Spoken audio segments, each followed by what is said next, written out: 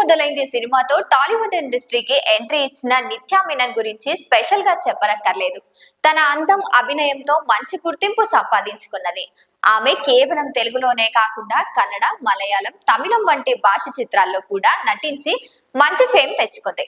అయితే ఈ భామ అలా మొదలైంది సినిమాలో ఏదో అనుకుంటే ఇంకేదో అయ్యింది, అబ్బబ్బో అబ్బో అంటూ 2 పాటలు పాడి సింగర్ గా కూడా పరిచయం అయింది.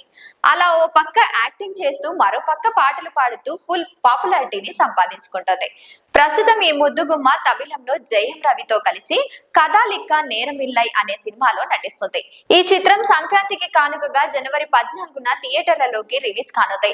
ఈ క్రమంలో ఈ భామకు సంబంధించిన ఓ వీడియో నెట్టింటా తెగ హల్చల్ చేస్తుంది. దీన్ని చూసి నెటిజన్లు ఆమెపై తీవ్రంగా మండిపడుతున్నారు. వైరల్ అవుతున్న వీడియోలో ఓ ఫిలిం ఫెస్టివల్ వేడుకల్లో పిఆర్ఓ స్టేజ్ పై నుంచి చేయి అందించగా అతనికి షేక్ హ్యాండ్ ఇవ్వడానికి నిత్య ఇష్టపడలేదు.